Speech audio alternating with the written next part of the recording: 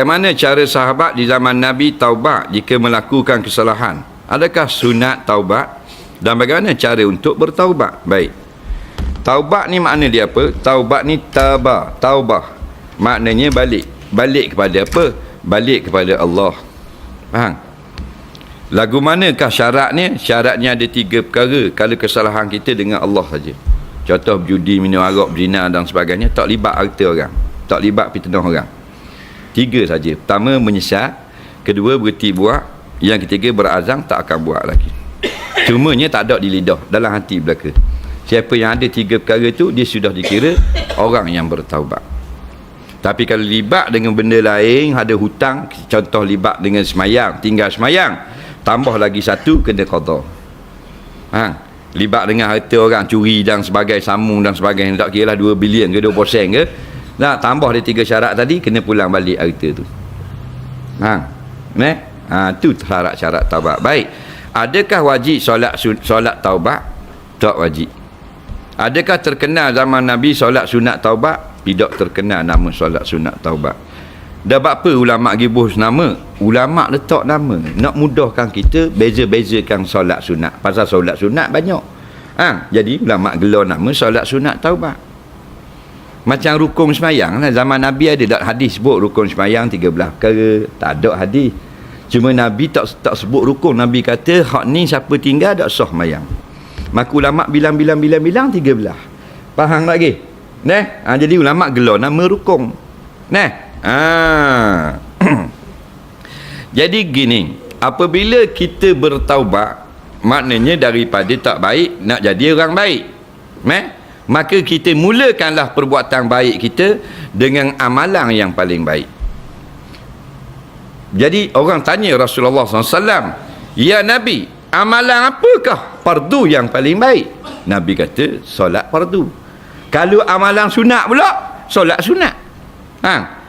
Maka kita mulakanlah hidup baru kita lepas bertaubat dengan mula-mula sekali melakukan amalan yang terbaik, iaitu solat sunat. Tak semestinya kita kata sunat taubat, tak ada masalah. Sembahyang sunat saja sudah memadai. Dah ulama gelar sunat taubat, tak ada masalah. Kita nak niat sunat taubat ke? Boleh. Allah, aku sembahyang solat sunat taubat. Boleh. Kita tak mau kata hak taubat, Allah, aku sembahyang sunat. Boleh juga. Kerana kita baru sudah bertaubat, tak mau minum arak dah. Start dengan sembahyang dulu. Faham lagi? Itu juga digelar solat sunat taubat. Tu kisah asal dia. Adapun dosa-dosa yang besar berhajat kepada bertaubat secara khusus, barulah diampunkan oleh Allah. Bertaubat dengan syarat-syarat yang disebut oleh ulama, meninggalkan dosa itu, berazam tak mau buat dah, lepas tu berikrar di hadapan Allah Ta'ala dengan lafaz istighfar. Dosa yang berkait dengan orang, minta maaf, minta halal dengan orang itu. Kalau orang itu dah mati, istighfarkan untuk orang itu. Orang itu jauh, istighfarkan untuk orang itu. Kalau beritahu jadi fitnah yang lebih besar, istighfarkan untuk orang itu. Itu cara kita bertaubat. Wallahu a'lam. Tak cukup lagi dengan menyesal, dia kena ada syarat yang ketiga. Niat bersungguh-sungguh tidak akan kembali mengulangi perbuatan maksiat itu untuk selama-lamanya. Dia kena ada niat. Berhenti, menyesal, azam tak nak ulang. Dia tak nak ulang dah. Aku tak nak buat dah. Tak nak buat dah. Selama-lamanya kena ada azam sedemikian. Macam mana kalau dia ni dah buat 3 syarat ni, dia dah berhenti, dia dah menyesal, dia dah azam tak mau buat, tak nak buat dah, tapi antibody tak buat lagi, jumpa member-member lama, dia buat balik. Dia buat balik tu, dia berdosa tak? Berdosa tak? Berdosa. Boleh tak dia nak taubat balik lepas tu? Tadi bertaubat dah. Contoh kita ambil orang main nombor ekor. Alhamdulillah lah datang dia taubat tak nak main dah. Tapi jumpa member-member lama. Member kata ambil lah, bukannya banyak pun, ambil lah ni. Ni nombor ni. Dapat dengan pergi jumpa kat kubur tu, kubur ni dapat nombor ni. Baik punya nombor ni. Tak apalah, ambil RM5. Dia ambil balik ni, dia kira berdosa tak? Dosa. Tapi dia nak taubat balik, boleh tak lagi? Dulu taubat buat lagi, kamu buat balik, boleh tak nak taubat lagi? Boleh.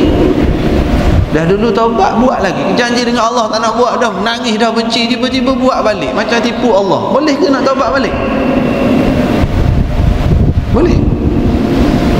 Pintu taubat masih terbuka lagi, dengan syarat tak sampai nyawa di halqah. Jangan sampai nak mati baru nak taubat, tu tak jadilah. Oh gitu Ustaz, kalau gitu okey ya, nanti saya taubat, rasa nak buat saya buat, saya taubat balik. Jangan pula kita, kalau kita niat macam tu, aku taubat, nanti ada peluang kau sapu balik, ada peluang kau balon balik, lepas tu taubat balik dah. Ustaz kata boleh taubat, bimbang-bimbang, takut masa kita buat balik tu Allah mati masa tu. Alhamdulillah. Jadi kita menyesal, kita kena azab. Aku tak nak buat dah, itu perbuatan bodoh, aku tahu haram, aku buat juga, tak nak buat dah, niat tak nak.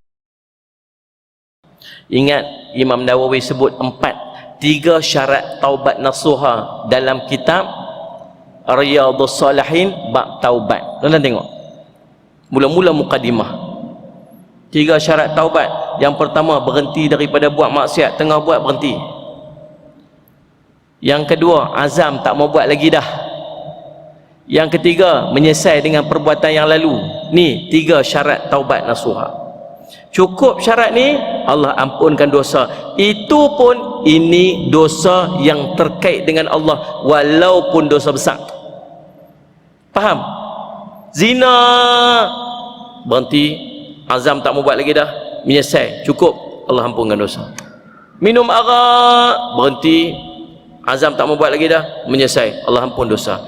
Tapi bila bersangkut dengan orang, mai yang keempat, tak lepas yang ni, 3 atas pun tak lepas. Apa dia? Tunaikan hak orang yang telah kita zalimi. Kalau dia berkait dengan harta dia, pulangkan harta dia. Kalau terkait dengan maruah dia, pergi selesaikan dengan dia. Dia tak selesaikan dengan kita, kita sangkut dekat sana. Faham tuan-tuan? Dan jadi hak kepada dia untuk memaafkan kita ataupun tidak. Hak atas dia. Tuan-tuan kata macam-macam kat saya, contohlah, oh share kat Facebook macam-macam lah, share kat WhatsApp, hantar dah ustaz ni lagu tu, ustaz ni lagu ni, apa semua. Tuan-tuan, tiba-tiba benda yang kita kata tak betul. Contoh saya bagi ni. Lalu bila tahu kata tak betul, tuan-tuan jumpa saya, ustaz saya minta maaf, saya dulu pernah pergi buat kat ustaz macam ni. Tuan-tuan, jarang kita jumpa orang lagu ni. Betul tak? Ada tak orang kata kat kita?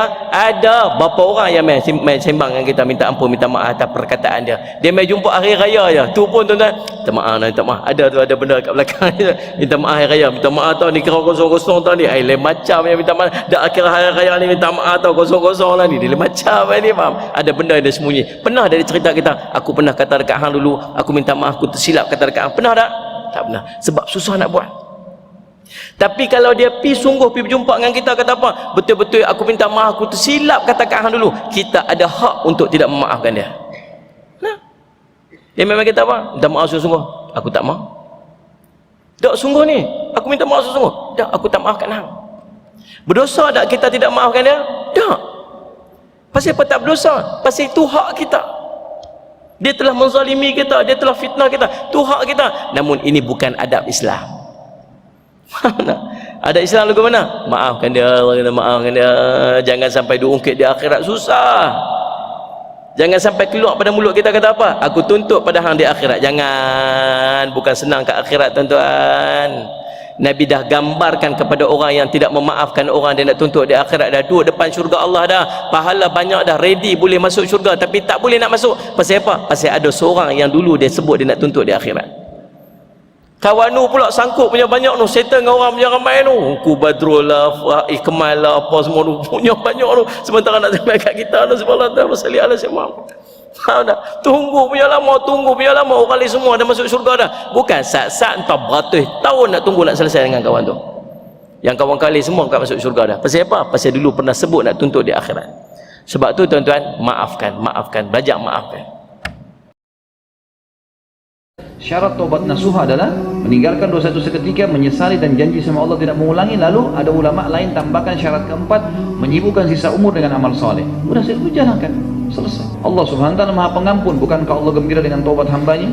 Udah kita yakin dengan janji Allah dan Rasulnya, jalan gitu. Umar bin Khattab dulu pemabuk, terus kemudian masuk Islam, taubat dan yakin dengan janji Allah, sudah bisa masuk surga. Sampai kata Nabi SAW, waktu saya sedang dimasukkan untuk Isra Mi'raj, dilihatkan surga, ada sebuah istana terbuat ya, kubahnya itu dari emas atau dari intan gitu hadisnya. Maka aku bertanya pada Jibril, istananya siapa ini? Sangat mewah. Kata Jibril, ini adalah salah satu dari anak pemuda Quraisy. Kata Nabi SAW, aku berharap dia orang itu. Lalu aku bertanya, siapa itu? Kata Jibril, itu adalah Umar bin Khattab. Ini istananya dia. Padahal Umar masih di Madinah, masih hidup. Sebelumnya Umar bin Khattab dulu memenangi Islam. Memang janji Allah benar, gak ada yang perlu diragukan. Nah, yang pertama menyesali. Yang kedua meninggalkan itu dosa. Karena banyak orang-orang berbuat dosa nyesal. Seperti pemain judi. Itu banyak menyesal kalau kalah. Menyesal dia. Sambil ngocok dia ya, astagfirullah, kalah, ya Allah, ya Allah, astagfirullah. Dia bermain-main, maka nggak diampuni. Dia belum bertobat. Karena syaratnya dia menyesal dan meninggalkan. Selesai nggak cukup. Yang ketiga harus punya niat untuk tidak mengulangi. Niat untuk tidak mengulangi, bukan mengulangi. Artinya kalau dia niat benar-benar dia berusaha menghindarkan diri dari dosa, kemudian dia terjebak lagi dalam dosa tersebut dan dia niat lagi untuk tidak berbuat dosa, maka insya Allah Allah akan terima tobat. Tapi tolong jangan sampai antum mempermainkan. Karena antum berpikir, oh kayaknya nanti anak akan ngulangin lagi Ustaz. Berarti antum belum selesai tobat dan antum belum bertobat. Syarat yang keempat tobat itu yang berkaitan dengan manusia. Kita harus minta maaf, kita kembalikan hak dia.